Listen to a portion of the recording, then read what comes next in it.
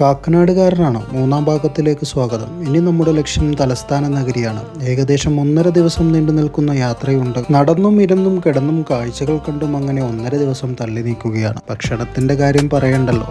നമ്മുടെ നാട് വിട്ടാൽ പിന്നെ കുതാവഹ. തിരിച്ചു കടിക്കാത്തതെന്തും പിടിച്ചു കടിക്കും എന്നുള്ള അവസ്ഥയായിരുന്നു.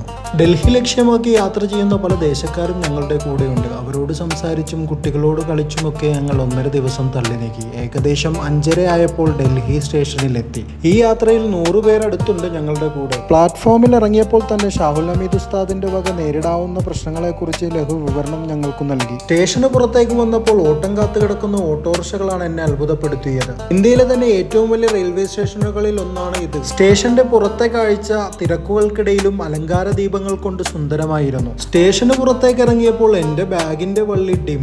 ആ സ്പോട്ടിൽ തന്നെ ആളെന്റെ അടുത്ത് ടൂൾസുമായി. അള്ളു വെച്ച് വണ്ടി പഞ്ചറാക്കുന്ന പോലത്തെ പരിപാടി വല്ലതുമാണോ എന്നൊക്കെ ഞാൻ ചിന്തിച്ചു. 2 മിനിറ്റ് കൊണ്ട് സംഗതി സെറ്റ്. ഒരനുഭവം ഉള്ളത് കൊണ്ട് ബാർഗെയിനിങ് ഒക്കെ മുമ്പേ നടന്നിരുന്നു. അവിടുത്തെ ചില ഓട്ടോറിക്ഷകളിൽ കണ്ട കാഴ്ചയാണ് ഹാൻഡ് ലോക്കിംഗ് മാനുവലി ആയി ചെയ്തിരിക്കുന്നത്. ഇത് നമ്മുടെ നാട്ടിലെ ഓട്ടോക്കാർ സുഹൃത്തുക്കൾക്ക് വേണ്ടി ഞാൻ ഡെഡിക്കേറ്റ് ചെയ്യുന്നു. റെയിൽവേ സ്റ്റേഷനോട് ചേർന്ന് തന്നെയാണ് ഡൽഹി മെട്രോ സ്റ്റേഷനും വരുന്നത്. DMRCയുമായി നമ്മുടെ മെട്രോക്ക് ബന്ധമുള്ളത് കൊണ്ട് ഞാൻ സൂചിപ്പിച്ചു എന്ന് മാത്രം. ഞങ്ങൾക്ക് ഇനി യാത്ര ചെയ്യേണ്ട ബസ് സ്ഥലത്ത് എത്തിയിട്ടുണ്ട്. ഇതാണ് ഞാൻ നേരത്തെ പറഞ്ഞ ഷാഹുൽ ഹമീദ് ഉസ്താദ്, ഞങ്ങളുടെ യാത്രയുടെ ചീഫ് അമീർ. അനവധി യാത്രകൾ കോർഡിനേറ്റ് ചെയ്യുന്ന അലിഫ് ഇന്ത്യ ട്രാവൽസിന്റെ അമരക്കാരനുമാണ്. സ്ത്രീകളും കുട്ടികളും ഒക്കെ അടങ്ങുന്നതാണ് ഞങ്ങളുടെ യാത്രാ സംഘം. അങ്ങനെ എല്ലാവരും ബസ്സിൽ കയറി. യാത്രയുടെ തുടക്കത്തിൽ ചെല്ലേണ്ട ദിക്റുകളും സലാത്തുകളും ഒക്കെ ഉസ്താദ് ഞങ്ങളെ കൊണ്ട് ചെല്ലിച്ചു.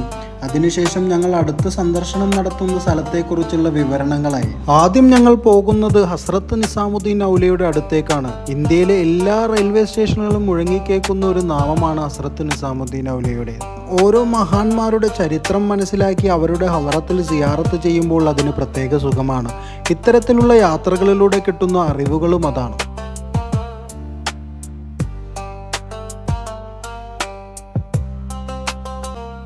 അങ്ങനെ മഹാന്റെ ചാരത്ത് നിന്ന് ചരിത്രമൊക്കെ പറഞ്ഞ് യാസീനും ദിക്റുകളും സലാത്തുകളും ചൊല്ലി നീറുന്ന പ്രശ്നങ്ങൾ എണ്ണി എണ്ണി പറഞ്ഞ് മഹാന്റെ സന്നിധിയിൽ നിന്ന് ഉസ്താദന്മാരുടെ നേതൃത്വത്തിൽ അള്ളാഹുവിനോട് ദുആ ചെയ്ത് മഹാന്റെ സന്നിധിയിൽ പ്രവേശിച്ച് സലാം ചൊല്ലിയാണ് ഞങ്ങൾ അവിടെ നിന്നും വിടവാങ്ങിയത്. തൊട്ടടുത്ത് മഹാനവറുകളുടെ ശിഷ്യനും മുരീദുമായ ആഷിഖ് റസൂൽ ഹസ്രത്ത് അമീർ ഖുസ്രു റളിയല്ലാഹു അൻഹുയുടെയും സവിധത്തിലെത്തി പൊരുത്തം നേടിയാണ് ഞങ്ങൾ അവിടെ നിന്നും മടങ്ങിയത്. ഇന്നൊരു ദിവസമാണ് നമുക്കിവിടെ അനുവദിച്ചിട്ടുള്ളത്. തന്ത്രപ്രധാനമായ ഒരുപാട് സ്ഥലങ്ങൾ സന്ദർശിക്കേണ്ടതുണ്ട്. അവിടെ നിന്നും കാലി ചായയെല്ലാം കുടിച്ച് അങ്ങനെ ഞങ്ങൾ ബസ്സിൽ കയറി അടുത്ത മഹാന്മാരുടെ സന്നിധിയിലേക്ക് പോകുകയാണ്. ഇതാണ് ഞങ്ങളുടെ ഫാദിലി ഉസ്താദ്. യാത്രയുടെ മുഴുവൻ കോർഡിനേഷനും നിർവഹിക്കുന്നത് ഉസ്താദാണ്. ഇത് ഞങ്ങളുടെ പ്രിയ സുഹൃത്ത് കാസിം മൊയ്നി. എല്ലാവരെ കുറിച്ചും നമുക്ക് വഴിയെ പരിചയപ്പെടാം. ബാക്കി അടുത്ത വീഡിയോയിൽ.